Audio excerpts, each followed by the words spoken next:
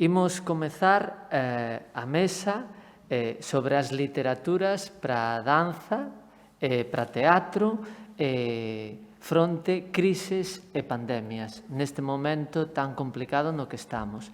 Antes de máis, eu teño que agradecer, sobre todo, a Ramiro Torres, da Secretaría Técnica, o seu traballo. Se non fose por Ramiro Torres, isto sería unha catástrofe, outra catástrofe máis. E as cousas hai as que dicir ben claras. Entón, moito obrigado, Ramiro, polo teu traballo, a túa paciencia, o vou facer. Tamén o Cesario Sánchez Iglesias, que é o presidente da ELGA, e é un estimulador nato, porque ele sempre está aburando, hai que facer, entón as cousas funcionan, non? Así que obrigado tamén, Cesario, por estar aí e por a túa sensibilidade de cara ao tema todo dos textos e as artes escénicas. Porque, bueno, é certo, os textos son unha cousa e as artes escénicas son outra, non? E tamén teño que lembrar a miña compañeira na sección de literatura dramática, Cilla Lourenzo, que non pode acompañarnos hoxe, pero que foi imprescindible e é imprescindível o seu traballo e a súa complicidade. Cilla, querémoste, Teño conmigo a dúas dramaturgas, Branca Novoneira e Avelina Pérez.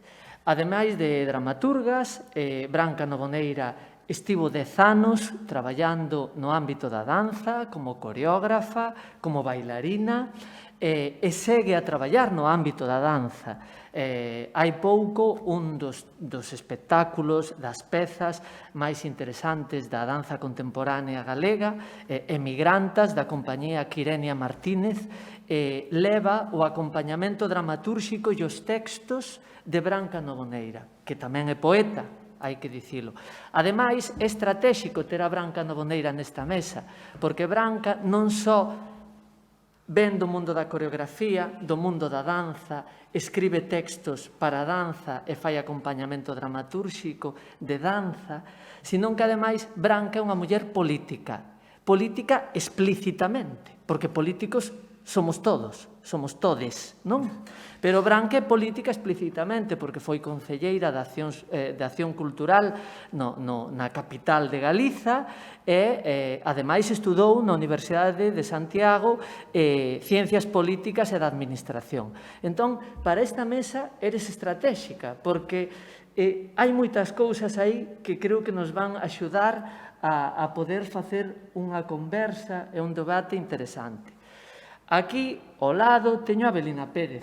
A Avelina Pérez non só é unha dramaturga, é unha fenómena. É unha fenómena e, como todas as fenómenas, é inclasificável. Entón, todo o que poda dicir dela, ela podemos contestar, e vai o contestar, porque é moi inconformista. O seu teatro e a súa dramaturxia é inconformista. É difícil de poñerlle marcos. É bastante difícil. E é difícil no máis interesante, que é nas formas, porque nos contidos todos podemos montarnos moitas películas, pero as formas hai que facelas, requiren facer. E no facer hai límites fixos, que teñen que ver co oficio, e ca expansión dun oficio. O oficio de escribir para teatro, hai un oficio que ven de lonxe, e non é tan fácil, quero dicir, penso que é máis fácil avanzar a nivel de pensamento, a nivel de ideoloxía, é máis difícil renovar as formas, porque as formas necesitan un saber facer, non? Para arrancar esta mesa, eu quero empezar para a primeira pregunta, que vos vou a facer as dúas, vou, co vosso permiso, comezar lendo o inicio dunha peza da Avelina, O día no que bicara a terra, que é unha peza moi especial que levou o Premio Abrente no 2018, no mesmo ano no que leva o Premio Álvaro Cunqueiro por As 8 da tarde, cando morren as nais. Aquí teño, amosovos as capas dos libros. Vou empezar co inicio de O día no que bicara a terra. E con este inicio vou a facer a primeira cuestión, se vos vai ben. Di así: indispensable un director ou directora que estea farta e que teña claro que o texto non serve para nada. Unha directora ou director que non teña medo a empuñar un lápiz vermello e tachar todo o inservible, ou sexa, todo o texto. Pode borrar todo o texto, pero ten que levar adiante o texto. El ou ela vai saber como. Entón, cal é o lugar do texto, Branca, Avelina, nos escenarios? Pode ser? Pode ser. Dame igual, Branca, se queres, avante. Bueno, boa tarde, moitas grazas á Asociación de Escritoras e Escritores en Lingua Galega que organiza as quintas xornadas de literatura dramática e o apoio das institucións que teñen que estar máis que nunca atentos neste momento, a Diputación de Coruña e o Concello de Santiago. Moitas grazas a Afonso por convidarme e a Avelina por estar aquí os tres xuntos para esta conversa. Non? O texto, penso que o texto neste intre efectivamente está no espazo digital, non? Como transportar, non? O que podo trasladar esta cuestión a onde estaba o texto, non? No palco, cando eu traballei durante 10 anos e bailei e dirixín as miñas pezas durante 10 anos e o meu texto no palco estaba na poesía. O sea, para min o motor das miñas pezas, o meu motor para moverme era o texto poético, que incluso moitas veces empregaba como partitura, non?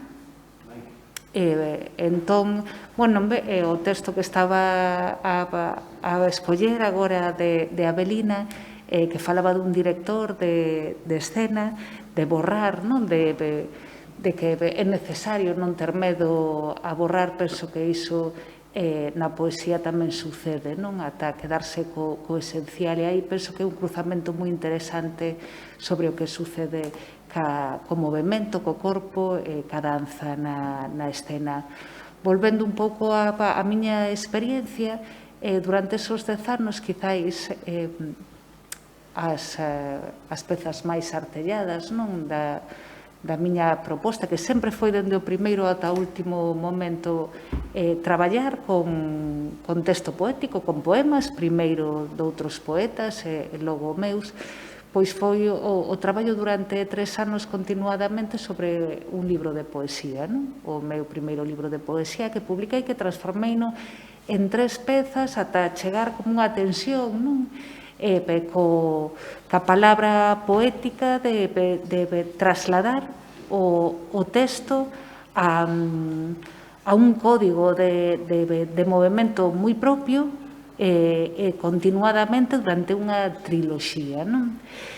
Eran anos moi distintos, o que a situación actual, eran anos para a danza en Galicia pois ilusionantes, moi bons, levaban xa a principios de século pois traballando durante tempo as salas alternativas, tiñamos posibilidade de ver danza e de ver teatro todas as semanas, estaba o Centro Coreográfico posibilitando a produción.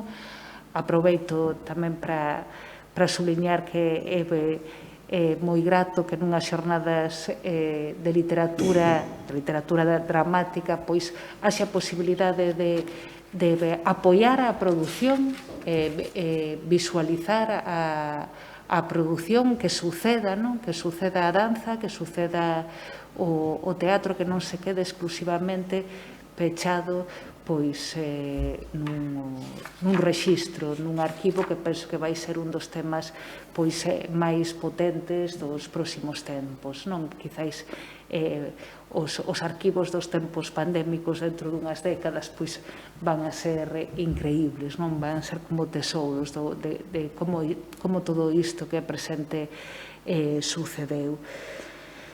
Volvendo ao tema das crises tamén, non? Que marca a pregunta e marca estas xornadas, a xente da danza en Galicia, que cando eu estaba construindo texto para poder bailar, non? Xa sufrí unha crise moi potente que foi a crise financiera do 2009, que aquí chegou un pouco máis tarde. Aí os orzamentos públicos sufriron dunha forma moi forte, casi diminuíron, dividíronse a metade, moito traballo feito tanto a nivel institucional como a nivel privado e comunitario, pois desapareceu e moita xente pois deixou de construir o inicio dun discurso común sobre as artes escénicas en Galicia, que penso que aí é onde tamén ten que estar o texto, non só o texto propio de cada un, como o que estou eu contando, non do meu traballo, sino o texto común, non? Quizáis o que fronte esa crise ou esa anterior crise, o que notamos é que non tiñamos un texto común, non tiñamos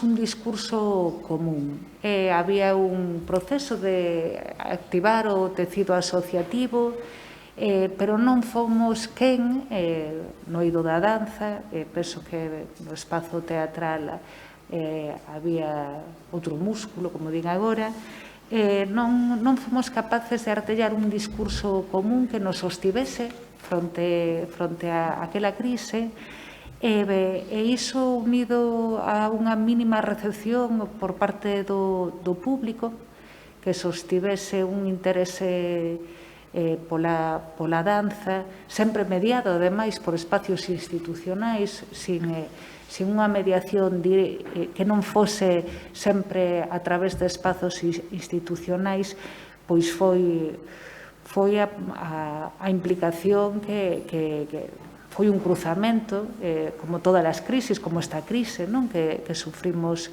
agora, que fixo que moitos deixáramos de bailar, penso que moitos incluso de escribir. No meu caso non deixei de escribir, sustituín a danza pola cada vez o espazo da palabra poética foi collendo máis peso, e agora pois continuo escribindo para outros corpos, para que poidan bailar outros corpos e que poidan bailar esta crise na que estamos, que é unha crise moi complexa, unha crise de cruzamentos que afecta o sector público, o sector privado, que afecta a oferta e a demanda, que é complexo orientarse neste momento. Por último, antes de xa trasladar a palabra, quería tamén trasladar as influencias naqueles momentos, naquela anterior crise, quizáis os textos que máis lembro, porque eran textos vivos en escena, pois eran algún traballo de Marta Carrasco, de Olga Mesa, casi todos os traballos de Olga Mesa pudémoslos ver na Sala NASA, un traballo de Wim van den Keibus, que traballaba unha gran performer, que traballaba un texto en escena dun poeta fantástico belga, que agora non lembro, ela chamábase Kelly Walters. Impresionárame moitísimo, pudera velo no Teatro Braga, no Teatro Circo de Braga, era así, sorprenderame moito o tratamento do texto para a danza, E por último, pois para min son hoxe e sempre moi centrais os ensaios sobre a danza do futuro de Isadora Duncan. Para min é un clásico que sempre volvo a lelo. E neses anos sí que atendía moito tamén os libros de Peter Brook e o traballo que estaban facendo na Universidade de Cuenca un catedrático que se chamaba José Antonio Sánchez, que facía compilación sobre os textos da escena moderna, que tamén foran moi centrais. Eu penso que sempre estiveron funcionando no meu traballo, tanto escénico como despois, cando deixei de bailar, dediqueime tamén á política, como decía Afonso, pero, bueno, penso que a política é unha performer, un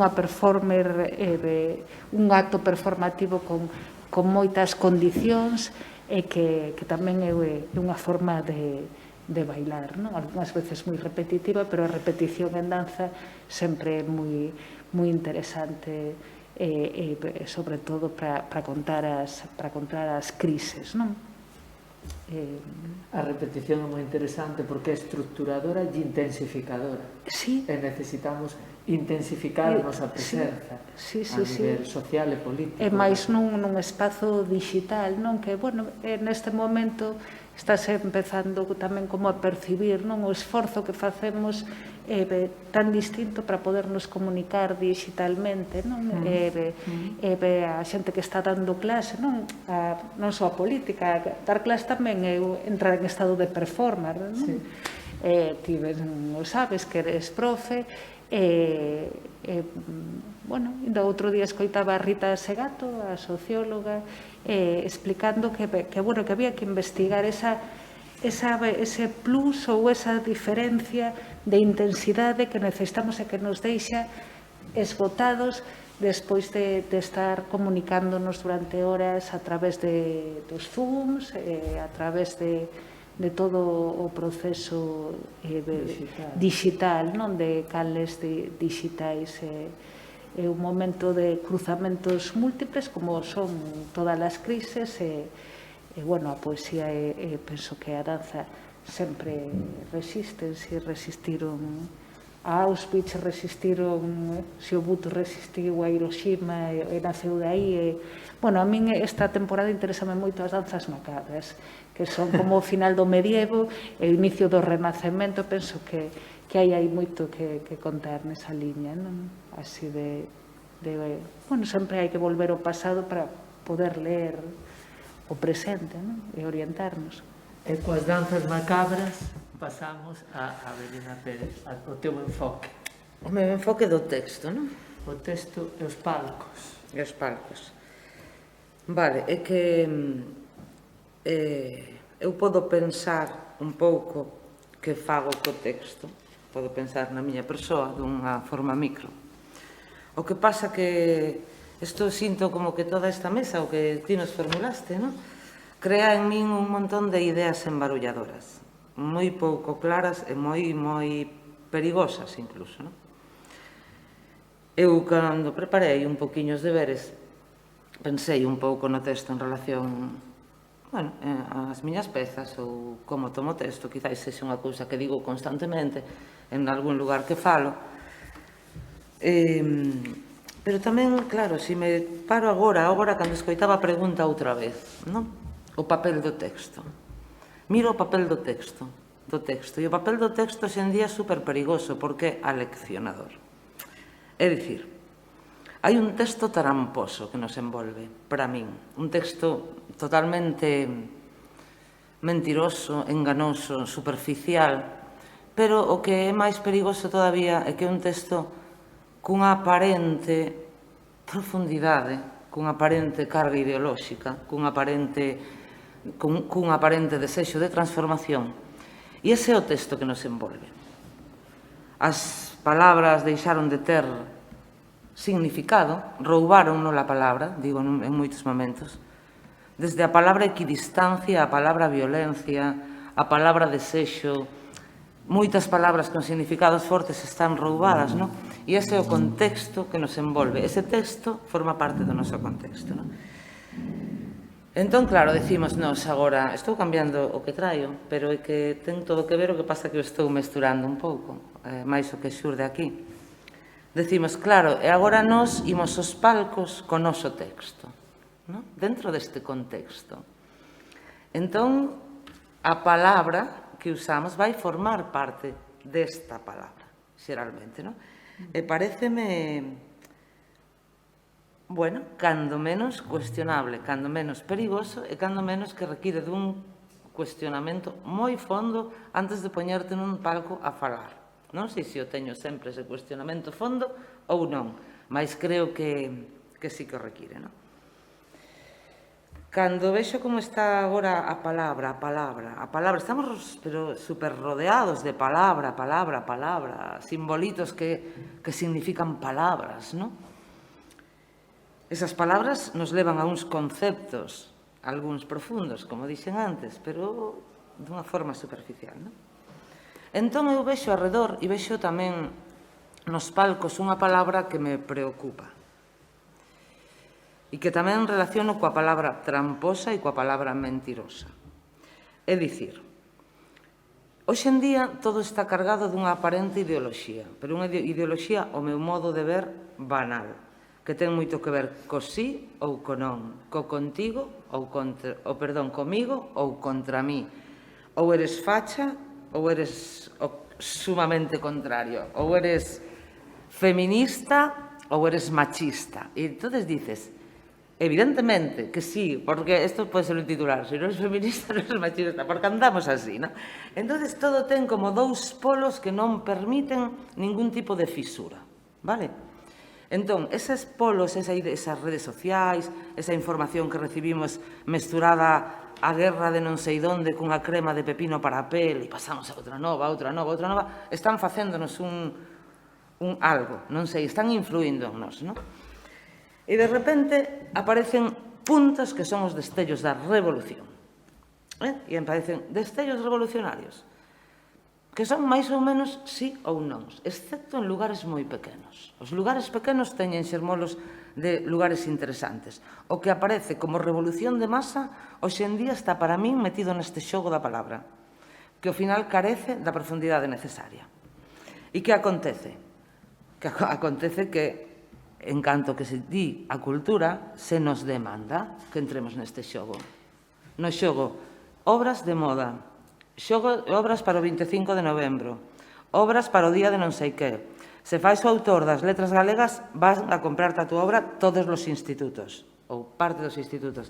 Entón, o xogo que se nos está pedindo a quen nos movemos alrededor de todo isto, ou no meollo de todo isto tamén, é un xogo que ten que ver con esta rapidez, isto efímero e isto tramposo. A mí non me interesa. O mellor, por pasta me interesa en algún momento. Se alguén me quere contratar, que me contrate, que tamén son capaz de entrar aí. Pero creo que hai que ter a consciencia de que tipo de comunicación queremos establecer desde un lugar privilexiado como é un palco para que estemos falando de algo. E non falo de algo lóxico, pode ser sin falar, pode ser sin texto. Pero creo que en estes momentos existe unha palabra cobarde que está moi en relación ao mercado e moi en relación ao lugar moi fácil. Vale? Tamén existe o contrario, porque eu vexo moitas manifestacións que están en outros lugares. Xeralmente son máis minoritarias, pero existen. Existen moitos centros.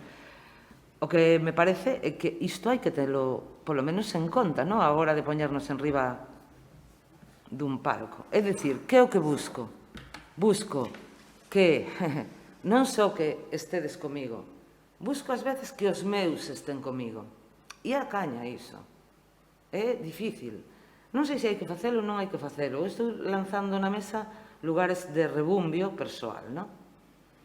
Entón, que digo da palabra? Eu creo que a palabra ten que ser libre, ou cando menos o máis libre posible. E se a palabra é libre, tamén pode ser libre das concepcións escénicas. É dicir, creo que a palabra libre, dentro da liberdade acoutada, porque non existe a liberdade absoluta, evidentemente, non? Pero creo que esa liberdade é o que nos permite poder por lo menos cuestionarnos que estamos a dicir, como estamos a dicir, por que lugares estamos a transitar. E de aí, eu creo que é máis fácil permitirte que esa palabra non erixa todo o discurso teatral, non sexa a dona dos elementos de significación, non sexa a dona do discurso, porque realmente, se é libre, probablemente teña menos necesidade de ser a dona. Dame a sensación. Non lle importará moito a propia palabra que este agochada por outra cousa, que a mellor non é lóxica. Non sei, eu como que pido un pouco a liberdade, ou quero a liberdade, e sobre todo o que sí me está mosqueando moito e me fai pertencer cada vez menos a mogollón de sitios, é a palabra tramposa. A palabra tramposa, que engana, que parece querer creer que estás en un lugar que, non? Hai casi unha transgresión de estereotipo, o mesmo que moitas veces temos falado del posdrama de estereotipo. Hai estereotipos, eso non é liberdade, penso eu. Eu trouxe unhas palabras de Cantor, porque me parece que hai que ir aún máis atrás, non agora as cousiñas de agora, non sei, como que me resoaban estas palabras e quixen traelos, non? Para Cantor, o drama era o inicio da obra. Pero partindo dun manifesto de Teatro Cero, que traigo aquí unhas palabras, deixa clara a súa relación co texto, que é a caña, porque isto xa está falado desde hai tanto tempo e seguimos, non? Seguimos con esta dúbida. Cantor di que a escena non consiste nunha explicación do texto dramático, nin na súa traducción á linguaxe teatral. Non é a súa interpretación nin a súa actualización. Tampouco é a busca do denominado equivalente escénico, unha especie de acción secundaria paralela. El di, confecciono unha realidade, unha conxunción de circunstancias que non gardan ningunha relación lóxica, analóxica, paralela ou inversa co drama, así como un campo de tensións capaz de romper a previsible coraza do drama. É maravilloso, porque isto, vamos, é un lugar que encantaría atender, non? Evidentemente son lugares que a min quedanme altos, porque o lugar de un home como Tadeusz Cantor é impresionante, pero creo que estes faros son interesantes telos, como camiño, non? E logo hai un momento que bueno, traballou con textos de Witkiewicz, que non sei como se pronuncia. Witkiewicz, sí. decimos aquí. Según el di, é precioso, non interpretamos a Witkiewicz, senón que actuamos con Witkiewicz. É moi potente, non? E había incluso, non sei en cal espectáculo, que na folla de elenco e todo isto, aparecía o autor morto. Entonces, claro, son campos que, bueno, a mí me interesan en relación ao texto, polo menos como camiño. E todo isto en canto á palabra, non? Logo, si, xa falaremos disto, que aparte caíron nestes días nas miñas mans certas palabritas que me removeron bastante en canto a, logo, cando falemos da crise. E creo que nada máis, quero decir, estou dicindo... Bueno, xa agora como con todo isto que digo, non é broma, que vos podo decir que hoxe en día se escoitase a frase de para que haxa teatro ten que haber máis dun personaxe de conflito. Entón, estamos como en un lugar louco, non? Louco, con uns lugares, bueno, polo menos a mí extrañan nestes momentos, non? E non sei se contestei. Si, contestaches. O problema que teño eu é que cando formulamos na sección de literatura dramática facer estas xornadas, eu dixen, eu opino que Branca Novoneira e Avelina Pérez, e agora estou me dando conta, claro, por que as dixen? Porque estou moi de acordo con elas. Entón, agora, estou oindo falar. Estou todo o rato facendo sí. E non podemos discutir. Ese é o problema, porque ao final caemos tamén nese lugar do común. Aquí veñen as que ti escolles que ao final son que pensan parecido ou din cousas que a ti che poden interesar. A ver, é que estamos no lugar do común e tampouco pasa nada, quero dicir, é que existen cousas que son comuns e que...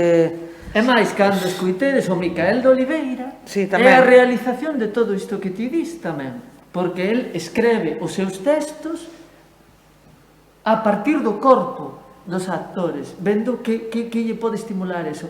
E logo, di moi claro, o texto é unha cousa, o teatro é outra. Totalmente. Non? Eu falando diso, tiñao aquí tamén, é moi interesante, non? Porque eu escribo textos, o sea, textos na posta en escena, me pasado de escribir un texto, e ese texto querer levarlo a escena, ou estar na escena montando a obra, e a partir da obra aparece o texto, ou incluso tenme pasado escribir un texto a raíz dun espazo, como pasou no CDG cando me puxen no Montacarga, a raíz do espazo, e incluso xogar co texto poñéndome un pequeno xogo para min. Texto desde o espazo sen pensar para nada no teatro que vai asistir nese espazo. Que texto dá? E logo pregunta, este texto pódese montar? Ese agora xogo a que estas palabras existan en escena, non? Hai tantas formas de xogar o texto e logo feito é outra cousa, feito teatral é outra cousa. A mí o que me parece moi interesante é a denominación falando de texto, do autor dentro da escena, o sea, o autor en escena, non o autor para a escena, non? Senón, penso que na danza sucede moito, non? O sea, o traballo é dende dentro. E na danza non hai tanto medo a desfacerse de material, o corpo e o movimento asumen esa liberdade dunha forma natural de, bueno, isto funciona pero tampouco teño por que estar tan non teño medo a perdelo, non? O corpo sempre para construir, non? Inda que traballe sobre un texto, non? Eu sempre falo dende o punto de vista do texto poético, é unha xeración continua. Entón, sintetizar e pulir é a base, non? E despois, sobre o que falabas do texto e da necesidade de renomear, non? Moitas veces, penso que vivimos nun momento que foi moi similar a outras épocas, non? Penso que é un momento moi semellante, sempre pensamos que estamos como no fin da historia, pero realmente eu penso que para calqueira acto de creación, para subirse a calqueira lugar de creación, outra cousa son os procesos de encarga, se traballas para o poder, pois traballas para o poder, o sea, ti tens que saber que relación ten a túa palabra en relación ao poder no teu espazo. Entón, eso, bueno, encaralo nun espazo como mellor o noso, que ve a creación escénica, hagas espazos moi nos lindes, non? Como mellor estás ti plantexando en algúns momentos. Depende da relación que manteñas cas institucións, co poder. O poder sempre intenta utilizar os creadores. Eso é así, non hai que invisibilizalo. Efectivamente, podes traballar por encargo, grandes artistas en todas as disciplinas traballaron por encargo, pero sempre é necesario, non? Sobre todo se estás iniciando un acto de creación. Outra cousa é cando estás traballando, pois, por encargo. Estou traballando por encargo, non teño por que... Pero cando realmente hai un acto de creación, necesitas efectivamente desbotar todo o discurso do políticamente correcto, que hoxe é unha invasión, non? É unha saturación a través dos medios de comunicación, hai que renomear continuamente as palabras, porque sempre as palabras militantes destrúense, non? Hai que volver a cargalas, non? Para que activen, haxa unha reacción activa na creación, pois é unha relación sempre de onde estou en relación ao poder. Son libre ou estou deixándome empregar polo poder, pero sin drama, non? Pero tamén sin deixar de telo claro, de ser consciente. O sea, se estás traballando para un encargo, para unha institución, pois efectivamente estás, se non a maior parte da xente autocensurámonos cando traballamos dentro de institucións, inda que pensemos que estamos indo sempre no borde ou que traballamos nos lindes do institucional, non? Pero bueno, hai que estar continuamente mirándose no espello de fronte e sendo crítico con un. Moitas veces pois hai que traballar co políticamente correcto ou renomeando o políticamente correcto ou evitando e alonxándote unha temporada moi longa para que non te engula, non? Porque é moi potente, toda é unha rede semiótica impresionante, non? Entón, penso que unha cousa é a creación, o acto creativo con consciencia, non de non ser útil para o poder, sino de realmente hai un proceso de liberdade funcionante. Penso que iso non sucede só en certos momentos, sino que hai xente que o pode manter durante toda a vida, pero sempre alonxado do poder. Iso implica un afastamento da relación ca institución. É así. E aparte así de entrar e sair deso, a relación dentro fora. Vamos, estou falando dende un punto de vista de eu traballo dentro dunha institución a nivel político, sei o que implica como se traballa a produción escénica e a produción en xeral, e como, inda que a institución non exerza directamente unha censura, todos nos autocensuramos para evitar o conflicto, evitar o conflicto continuo, non? Este tema que sacas, Cesario, ten aí unha pregunta, pero antes de que, porque ten moita relación con este tema, que é o da mediación, para redirixir cara ao momento da pandemia e da crise. Pasou durante o confinamento, está pasando agora, que de repente as artes vivas que non tiñan mediación, máis mediación que aquela que a equipa artística decidía con un público, habendo a mediación das institucións, os teatros, os auditorios, a programadora, a técnica de cultura e todo isto, é un tipo de mediación que sempre actuou sobre as artes vivas. É dicir, non é o mesmo que ti estres no Teatro Ensalle de Vigo que intentes estrear nun sitio onde ti tes que presentar o teu proxecto a unha técnica de cultura do Concello de Vigo, do Concello de Santiago ou tal. Entón, esa mediación existía. Eso reduplicouse agora, porque agora o principal medio de comunicación deste momento é YouTube. En outros momentos é Facebook, Instagram, Televisión Galega, quero dicir, os mediadores, as artes vivas é como que non tiñan mediación. O bo das artes vivas é unha actriz, un actor, un obxecto, unha bailarina que está a facer algo, alguén que está aí de diante, e é como que non hai mediación, que sí que hai, co tema dos teatros e os auditorios, pero non vos parece que agora se reduplicou o peso da mediación, dos mediadores? E iso está de algún xeito tamén modelando os discursos e as formas?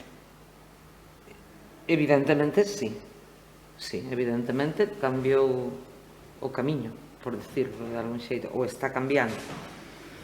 Eu non sei que penso disto, nin siquiera sei se teño que pensar algo concreto, nin me interesa.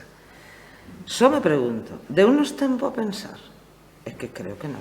Moi pouco. Non nos deu tempo a pensar. Cesario, seguro que sí, pero non nos deu-nos pouco. Non, sí que ias preguntar algo antes de seguir.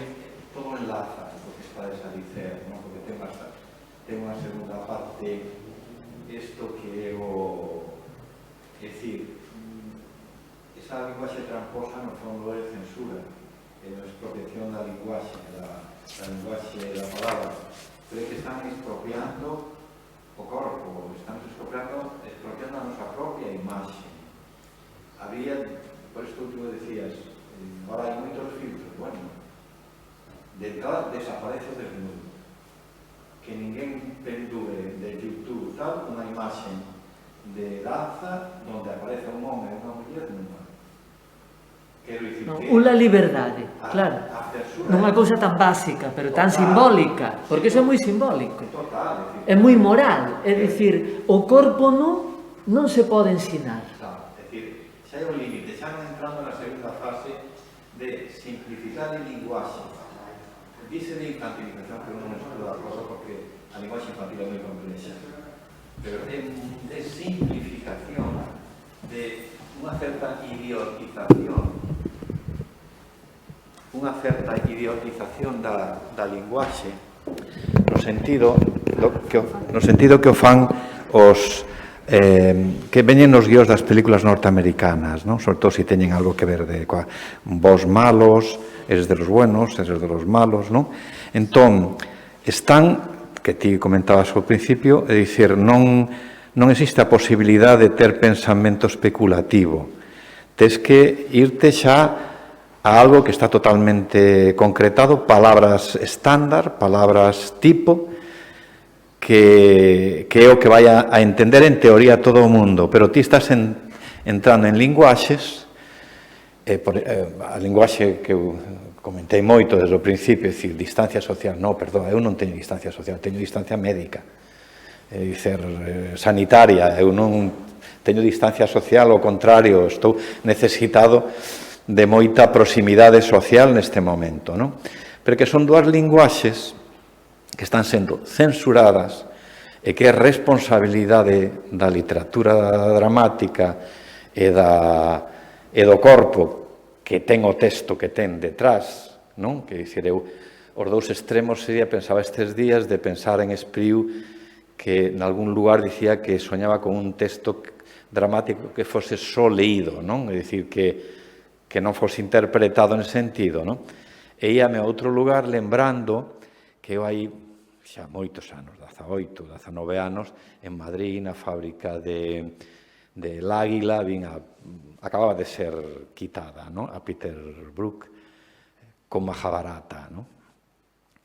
Había moito texto, caramba, se había texto ali debaixo, pero non había palabra, non? Ainda teño os folletos daquel tempo, non? Entón, quero dicir que estánnos a expropiar a linguaxe do corpo, hai unha censura que todo o mundo dá, é dicir, por sentado, non? É dicir, en Twitter alguén pode sacar, ou en Instagram, ou en Facebook, algunha imaxen de desnudo. Xa non digo total, do corpo, parcial, o que pareza que é, non? E logo hai determinadas palabras, determinada linguaxe, que está sendo reducida, empobrecida, para que sexa todo cuantificable no digital, porque isto ten unha segunda parte, non? Que é non hai moito que sacou o libro, non lembro agora a autora, pero chámase O capitalismo da vixilancia, non? Co cal hai xa empresas que comercian co futuro do teu comportamento, porque saben cal vai ser o teu comportamento, pero esa digitalización ten que entrar no sistema binario de sí non, que aparece nos algoritmos e nos... Entón... É o que estaba a falar a Belina. Claro. Desa bipolarización, parece que só pode actuar como un sí. Bueno, porque iso é o que calquera ordenador pode medir e pode predecir como te vas a comportar ti no futuro e que vas a pensar das cousas. Ok, grazas. Obrigado, Cesario. E eu quería dicir, respecto ao que dis, que máis aló da censura e da expropiación da linguaxe e posiblemente do corpo e de moitas máis cousas, eu creo que xa hai un rollo de responsabilidade persoal, que non sei, non o podo comprender, non o entendo, pero me pregunto se non, de algún xeito, como se nos está dividindo o mundo en estes e aqueles, eso, ou no binario, se de algún xeito cos nosos actos irresponsables moitas veces, ou polo menos pouco profundos, non estamos amparándonos para pertencer a determinado lugar.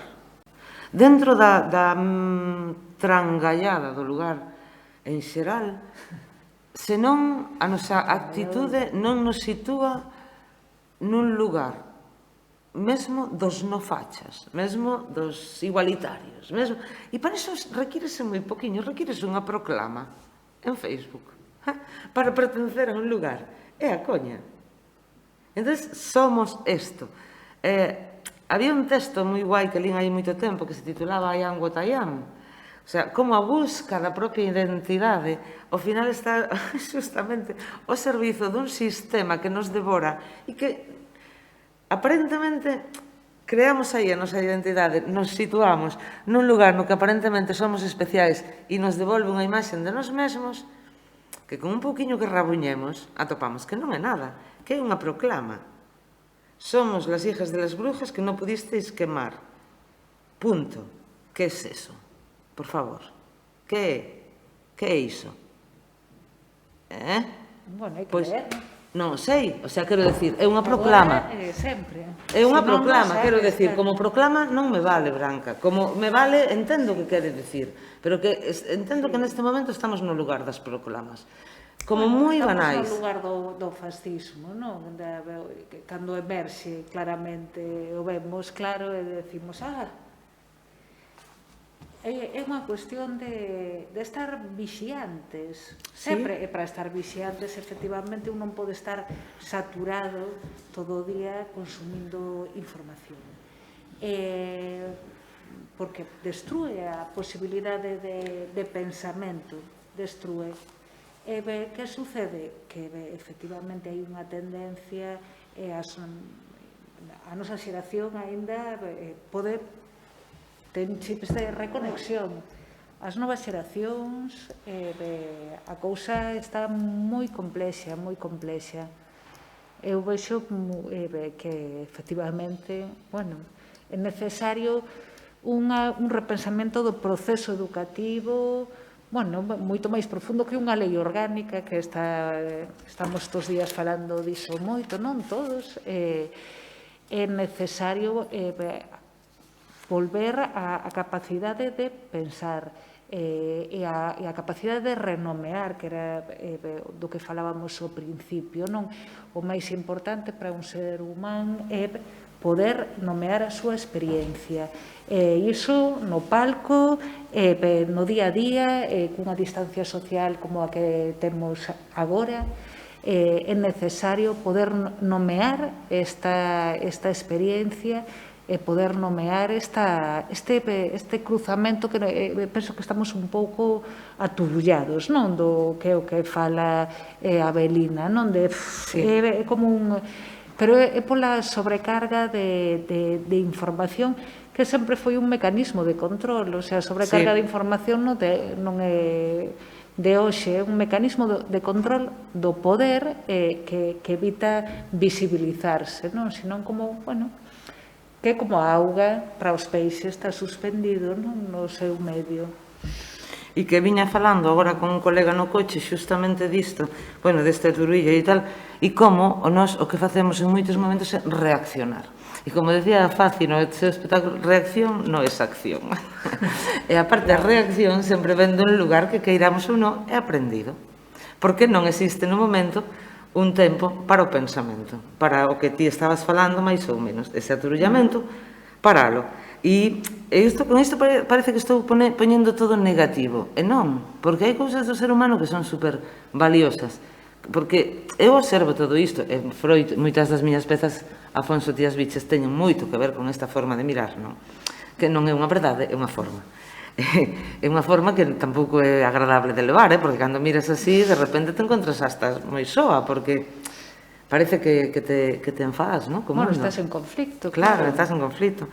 Pero sí que existe un lugar de encontro real, e sigo creendo nel. Un lugar de encontro real, e ten que ver moito co silencio, e ten que ver moito co desexo, e ten que ver moito coa pel. En canto metemos streaming, aí, Dios mío, pareceme a min que a pel desapareceu. Ese é outro tema, non? Eu atopei xusto estes 2 días, estaba lendo por riba así unha cousiña que tiña un compañeiro de traballo que era La danza del futuro de Jaime Conde Salazar, ti coñecerás máis que a min, que foi casi casual, e puña unha frase preciosa, dicía: o futuro non existe igual que non existe o pasado, só existe o fluxo constante do desexo. É a busca de lugares como realmente propios, e aí se afastan de todo este barullo e non teñen un sostén, que ese é o punto, non teñen onde sosterse, non? Bueno, E logo leo solo o esa palabra final. parece dun poeta oriental, non? Claro. Así, místico. É un libro, coñezo o texto, é tamén un compendio de moitas influencias, non? E Tamén aquí- unha referencia a Isadora Duncan, non? Xa dende o principio. E aquí di tamén esta frase que tamén me gustou, xa non vos leo a de arriba para non perderme. Non se trata de inventar novos modelos, non se trata de corrixir, actualizar ou modernizar o que había. Non se trata de encher o baleiro que deixou a catástrofe. Sabemos que a acción só construe realidade cando nace da escoita profunda, do respeto riguroso ao silencio, non? Para min o punto vai por aí. O que pasa que iso, o que estou dicindo, ao final é nada.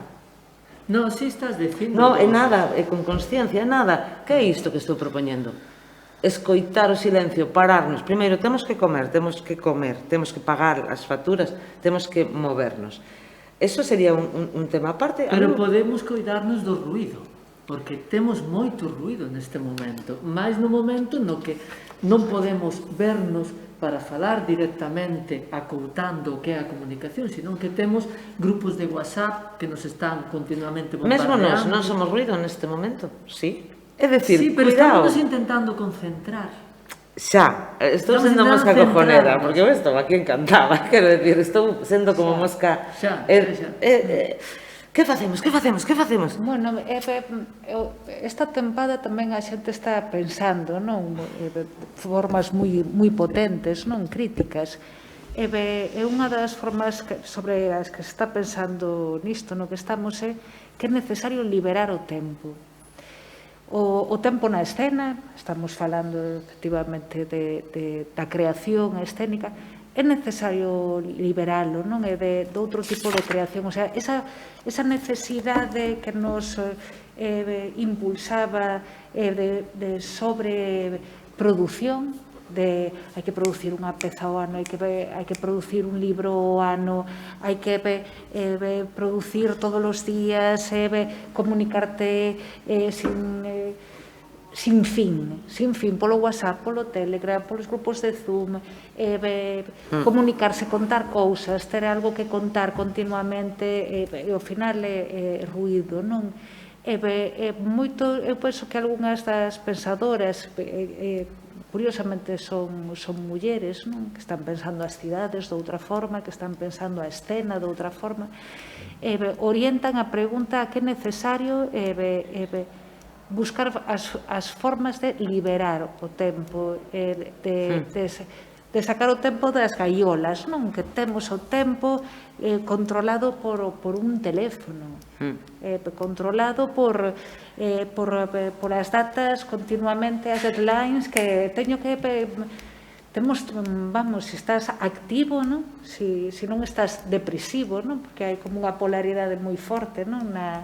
No noso ambiente neste momento moi bipolar, non? Hai xente que está moi depresiva, que está colapsada por un paro forzoso tamén. Temos a maior parte dos compañeiros, non, da escena están nun paro forzoso e outra xente como producindo hiperactiva ao final da produción, non? Entón, penso que a xente que decida pensar, que pensar como se pode pensar este momento, pois é a través dunha liberación do tempo, non? Do tempo na vida, do tempo na escena, non? E na creación. Sinto moito decirvos que o tempo Acabou. Acabou. Estaba sempre tamén así. Entón, teño que agradecervos moito a vosa presenza, a Branca Novoneira, a Belina Pérez.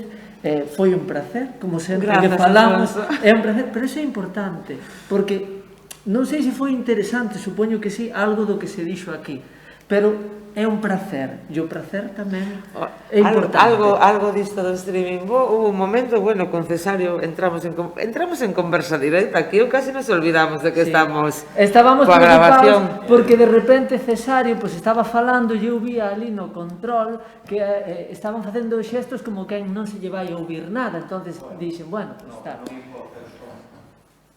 Pois, Pero creouse aí... Motor. deixamos aquí esta mesa E vamos para a seguinte, que non é menos desafiante, porque é se a cultura é un ben esencial en momentos de crise, porque isto é un debate que sigue aí, e para iso temos as Mercedes, a dúas Mercedes, que nos van a contar algo interesante ao respecto, penso. Digo que é un debate porque creo que Mercedes Queixas nos vai a decir ademais que ela presentou unha proposición no Parlamento Galego e ao final nos aprobou, polo tanto, o mellor é que a cultura non é un ben necesario, sigue aquí en Galiza. Vámoslo ver, vamos a despedirnos e seguir. Grazas, Afonso. Grazas, Blanca, un placer.